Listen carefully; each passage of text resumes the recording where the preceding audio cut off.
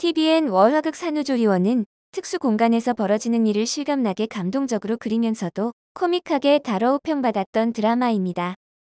극중 배경이 되는 세레니티 산후조리원에 모인 산모들은 각양각색으로 주인공 현지는 회사에서는 최연소 임원이지만 이곳에서는 최고령 산모이며 프로 전업주부로 모든 엄마의 부러움을 사는 은정, 그리고 25의 어린 나이에 미혼모가 된 루다 같은 다양한 엄마가 나옵니다.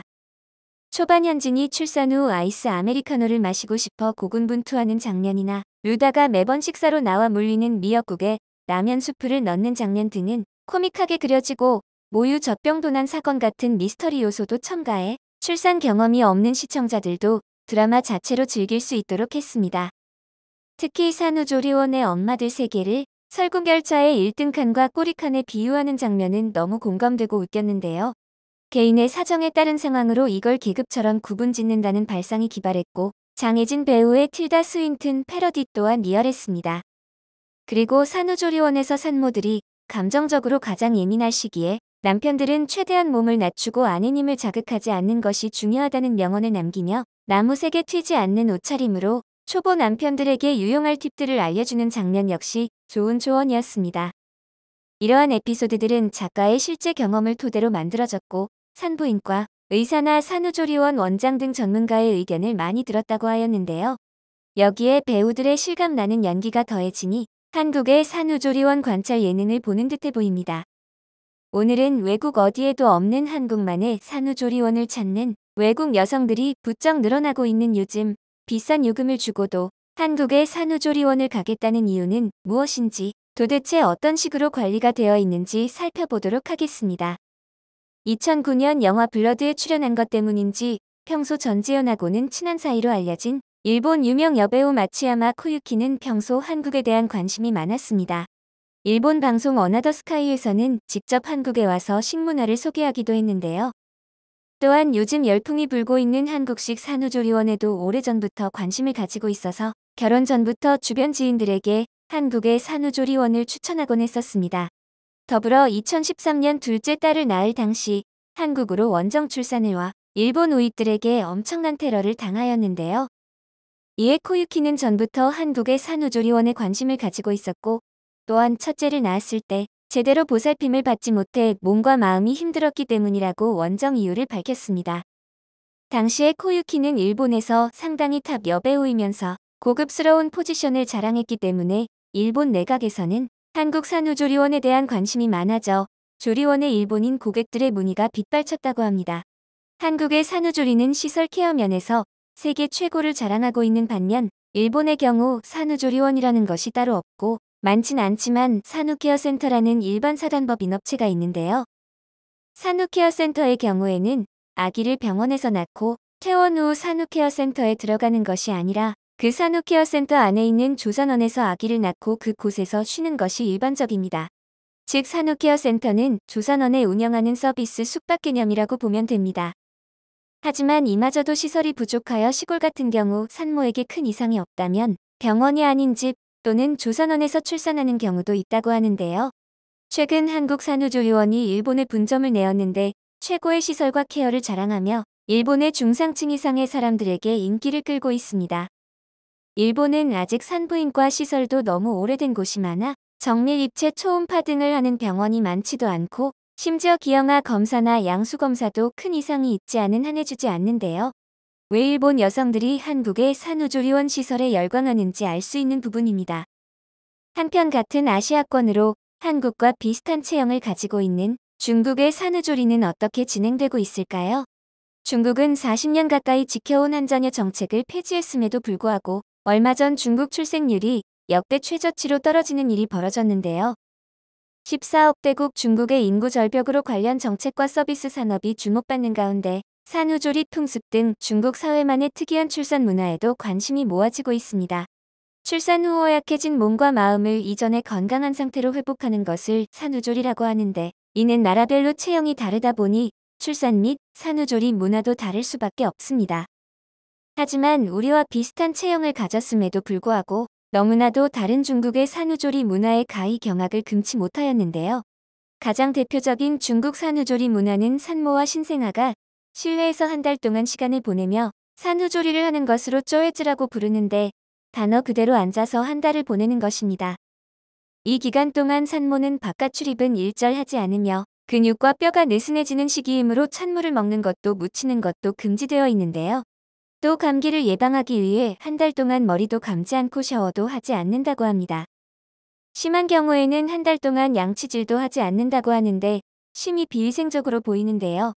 중국 대도시 산후조리원 이용료는 한 달에 4만에서 12만 위안가량의 금액으로 산후조리원 발전의 초기 단계인 만큼 전문성이나 표준 규격 등이 미흡해 차라리 한국의 산후조리원을 찾는 이들도 많습니다.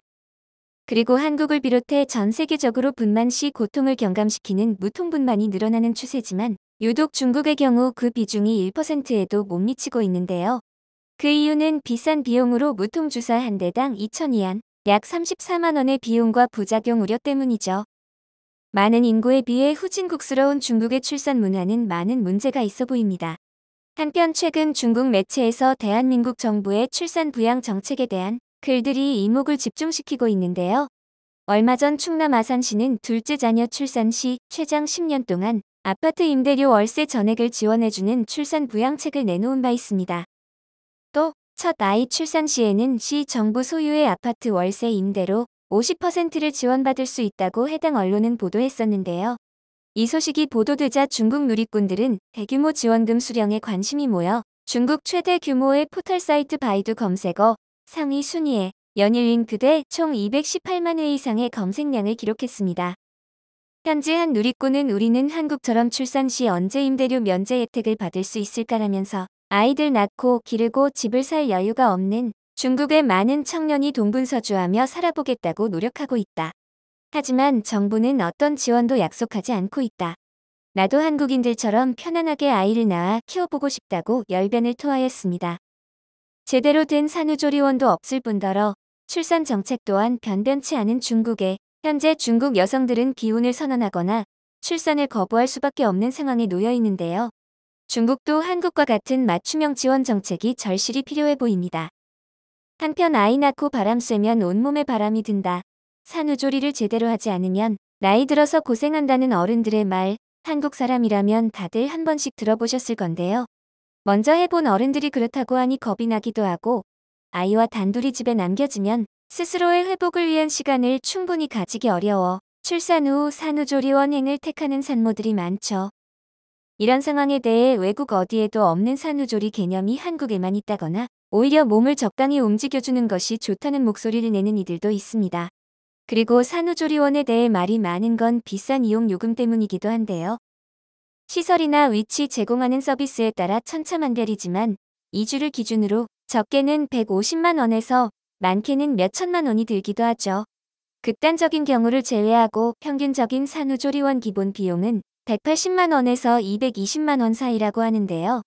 이외에 마사지나 요가 등 서비스와 교육을 추가로 신청하면 지불해야 하는 금액은 더 늘어납니다. 하지만 이렇게 비싼 비용에도 불구하고 한국 산후조리원을 이용하는 데에는 여러 가지 이유가 있습니다. 회복을 위한 충분한 시간을 가지면서 간호사나 도우미들로부터 아이 다루는 법을 배울 수 있고 아이를 보면서 허겁지겁 식사를 준비하지 않아도 산후 관리에 좋은 균형 잡힌 식사를 할 수 있죠. 남편 외에 다른 방문자의 면회가 불가능한 곳이 대부분이라 스스로와 아이에게 집중할 수 있다는 것도 장점인데요. 한 온라인 커뮤니티에는 초등학교 이후 미국으로 이민 갔다는 작성자의 글이 올라온 적도 있었는데요.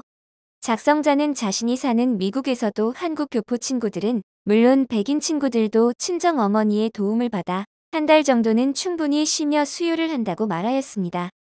그리고 한국에는 산후조리원이 있다고 이야기하면서 너무 좋겠다며 들어가고 싶다는 의사를 표시했는데요. 아시아의 지역에서 온 환자들도 점점 늘어나는 추세라고 합니다. 특히 러시아의 상류층들이 출산과 산후조리를 위해 한국을 찾는다고 하는데요. 한국보건산업진흥원에 따르면 국내 산부인과 병원이 유치한 외국인 환자 수는 지난 2009년 3,965명에 불과했지만 연평균 38.2%씩 증가해 2011년에는 7,568명으로 늘어났다고 합니다. 이 수치에는 물론 여성암이나 불임 등 치료를 위해 방문한 환자들도 포함되지만 출산과 산후조리를 위해 한국을 찾는 산모들의 비율도 계속해서 높아지고 있다는 좋은 소식입니다.